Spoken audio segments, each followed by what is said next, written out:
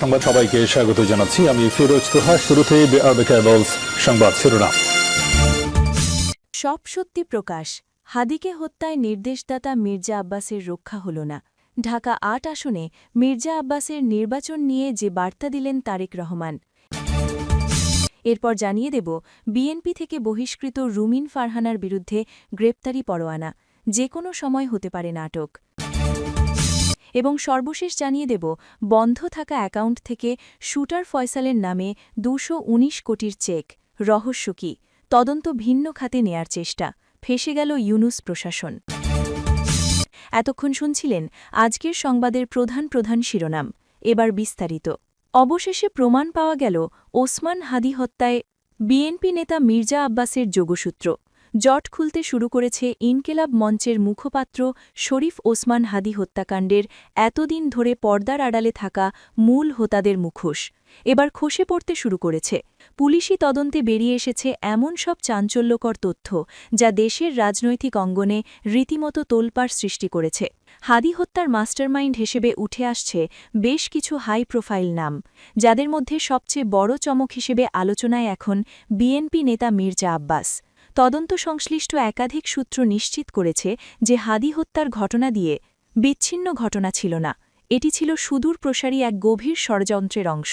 পুলিশের হাতে আসা সিসি ফুটেজ, কল রেকর্ড এবং সাম্প্রতিক গ্রেপ্তার হওয়া আসামিদের জবানবন্দিতে বারবার ইঙ্গিত করা হচ্ছে একটি বিশেষ মহলের দিকে। তদন্তে দেখা গেছে হত্যাকাণ্ডের আগে এবং পরে বিপুল অর্থের সন্দেহভাজক লেনদেন হয়েছে, যার গন্তব্য এবং উৎস খুঁজতে গিয়েই গোয়েন্দাদের রাডারে চলে এসেছে মির্জা আব্বাসের নাম। যদিও এই অভিযোগের বিষয়ে মির্জা আব্বাস বা তার পরিবার এখনও প্রকাশ্যে কোনো স্বীকারোক্তি দেননি, তবুও তদন্তকারী কর্মকর্তাদের দাবি প্রমাণের শিকল ক্রমশই শক্ত হচ্ছে। হাদি হত্যাকাণ্ডের মূল কিলার ফয়সাল করিম মাসুদের ব্যাংক অ্যাকাউন্টের সূত্র ধরে যে আর্থিক টেল পাওয়া গেছে তা পরোক্ষভাবে এই বিএনপি নেতার ঘনিষ্ঠজনদের দিকেই ইঙ্গিত করছে। এদিকে তদন্তের দায়িত্বে থাকা এক ঊর্ধ্বতম কর্মকর্তা প্রকাশ করেছেন, তদন্ত এখন খুবই সেন্সিটিভ পর্যায়ে আছে।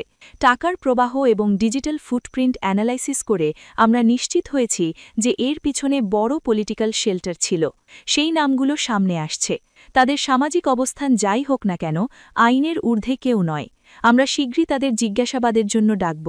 শরীফ ওসমান হাদির পরিবার এবং ইনকেলাব মঞ্চের সহযোদ্ধারা প্রথম দিক থেকেই দাবি করে আসছিলেন যে এই হত্যাকাণ্ডের পিছনে বড় কোনো রাজনৈতিক হাত রয়েছে। মির্জা আব্বাসের নাম উঠে আসায় তাদের সেই শঙ্কাই যেন সত্যি হতে চলেছে। বিশ্লেষকরা বলছেন, যদি এই অভিযোগ প্রমাণিত হয় তবে এটি হবে বর্তমান রাজনীতির জন্য একটি বিশাল বড় ধাক্কা। হাদি হত্যার বিচার প্রক্রিয়া এবং তদন্তে এর নতুন মোড় মির্জা আব্বাসের রাজনৈতিক কেরিয়ারকে খাদির কিনারায় নিয়ে দাঁড় করিয়েছে। প্রিয় দর্শক, এই বিষয়ে আপনার মতামত আপনি চাইলেই কমেন্ট করে আমাদের জানিয়ে দিতে পারেন। ওসমান হাদিকে গুলির পরদিন র্যাবের হাতে আসা শুটার ফয়সালের বোনের আগারগাঁওয়ের বাসার পাশের বিল্ডিংয়ের ফুটেজ এটি, যেখানে দেখা যায় ফয়সাল তার মাকে নিয়ে বাসার নিচে পরিত্যক্ত স্থানে কিছু একটা খুঁজছে। পরে র্যাবের অভিযানে জানা যায় পরিত্যক্ত সেই স্থান থেকে বেশ কয়েকটি গুলি পাওয়া যায়। এই একই ধরনের গুলি দিয়ে হত্যা করা হয় হাদিকে। ওই ফ্ল্যাট থেকে আরও মেলে কোটি কোটি টাকার চেক। ইনকেলাব মঞ্চের মুখপাত্র শরীফ ওসমান হাদিকে গুলি করা শুটার ফয়সালের বোনের এই বাসা থেকেই কোটি কোটি টাকার সেই চেকগুলো উদ্ধার করে আইন শৃঙ্খলা বাহিনী। ফয়সালকে কেন, কারা, কোন ব্যক্তি প্রতিষ্ঠান এই চেকগুলো দিয়েছিল সেগুলোই এবার প্রকাশ্যে আসছে। Premier, Al Arafah, prime, national, Dhaka bank সহ ১১টি ব্যাংকের ৩৮টি চেকের মধ্যে উত্তোলনযোগ্য চেক ৩২টি। টাকার অঙ্কে যা ২১৮ কোটি ৭৯ লাখ টাকা, যার মধ্যে সর্বনিম্ন ৭ লাখ এবং সর্বোচ্চ ৯০ কোটির। চেকগুলোর তথ্য খুঁজতে ব্যাংকগুলোতে যায় গোপন সূত্র। সবচেয়ে বেশি ৩৫ কোটি ১০টি চেক প্রিমিয়ার ব্যাংক গুলশান শাখার। চেকের খবর শুনে আটকে ওঠেন ব্যবস্থাপক, জানান কোনো তথ্য নেই তার কাছে। টাকার অঙ্কে সবচেয়ে বেশি ৯০ কোটি ৭ লাখ টাকার চেক প্রাইম ব্যাংকের গুলশান শাখার। খোঁজ নিতে এই শাখায় গেলে ম্যানেজার গণমাধ্যমের সাথে কথা বলতে রাজি হননি। অগ্রণী ব্যাংকের ওয়াসা শাখাতেও ফয়সালের কথা শুনে কেউ কথা বলতে রাজি নন। এরপরে আছে ন্যাশনাল ব্যাংকের ৫০ কোটির চেক। ব্যবস্থাপক ক্যামেরার সামনে কথা বলেননি, তবে তিনি জানান চেক ইস্যুকারী ম্যাম ইম্প্যাক্টস নামের প্রতিষ্ঠানের হিসাবটি অচল, সেখানে নেই কোনো টাকা। 6টি চেক ইস্যু করা আল আরাফা ব্যাংকের মিরপুর শাখায় গেলে কর্মকর্তারা জানান এই হিসাবও ডরম্যান্ট বা অচল অবস্থায় পড়ে আছে। ফয়সালকে দেওয়া 218 কোটির মধ্যে 172 কোটি টাকাই দিয়েছে রেনাশা ইন্টারন্যাশনাল, আবু ওমার ট্রেডিং কর্পোরেশন, ম্যাম ইম্প্যাক্টস সহ 7 প্রতিষ্ঠান।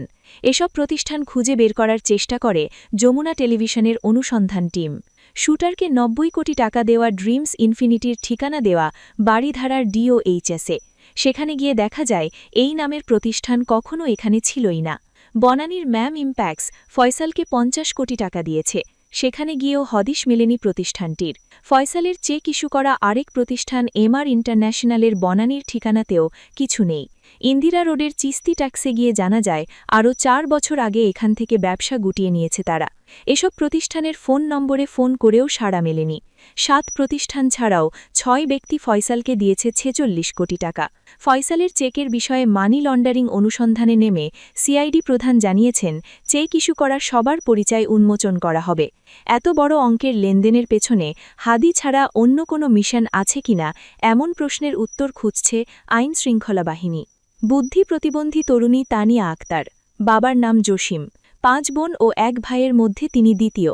গত 1 জানুয়ারির রাজধানীর আটিপাড়া এলাকা থেকে নিখোঁজ হন তিনি। এরপর কয়েকদিন কেটে যায়, খোঁজ মেলেনি কোথাও। কিন্তু 18 জানুয়ারি একটি সিসিটিভি ফুটেজ বদলে দেয় পুরো ঘটনা প্রবাহ।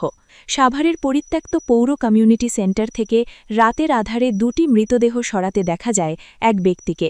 ওই ফুটেজ দেখে পুলিশ যাকে শনাক্ত করে সে ছদ্মবেশে থাকা স্থানীয় ভবঘুরে সম্রাট ওরফে সবুজ শেখ। পরদিন পুলিশ তাকে গ্রেপ্তার করে। আর তখনই ধীরে ধীরে বেরিয়ে আসে নিখোঁজ তরুণী তানিয়ার নির্মম পরিণতির গল্প। পুলিশ জানায়, হত্যাকাণ্ডের 2 দিন আগে নিয়মিত নজরদারির অংশ হিসেবে গত শুক্রবার রাতে পৌর কমিউনিটি সেন্টার পরিদর্শনে যায় পুলিশ। তখন তানিয়াকে ওই কমিউনিটি সেন্টারে সম্রাটের সঙ্গে দেখা যায়। তখনই পুলিশের জিজ্ঞাসাবাদে তানিয়া সম্রাটকে নিজের আপন ভাই বলে পরিচয় দিয়েছিলেন। কেউ তখন বুঝতে পারেনি ভাই পরিচয়ের আড়ালেই লুকিয়ে আছে গুপ্ত ঘাতকের গল্প। এদিকে তানিয়ার মা তখনও মেয়ের খোঁজে থানায় থানায় ঘুরছিলেন। তিনি পুলিশকে জানান, তানিয়া বুদ্ধি প্রতিবন্ধী, নিজের মতো চলাফেরা করত। 1 জানুয়ারি হারিয়ে যাওয়ার পর আর কোনো খোঁজ পাননি তিনি। তানিয়ার মা এখনও বিশ্বাস করতে পারছেন না মেয়ে ভয়ঙ্কর এক সিরিয়াল কিলারের শিকার। একটি মেয়ে নিখোঁজ, একটি ভাই পরিচয়, আর একটি সিসিটিভি ফুটেজ, সব মিলিয়ে ফাঁস হয়ে যায় সাভারের সিরিয়াল কিলিংয়ের ভয়ঙ্কর রহস্য। আদালতে ফৌজদারি কার্যবিধির 164 ধারায় 6টি হত্যাকাণ্ডে জড়িত থাকার কথা স্বীকার করেছে সম্রাট।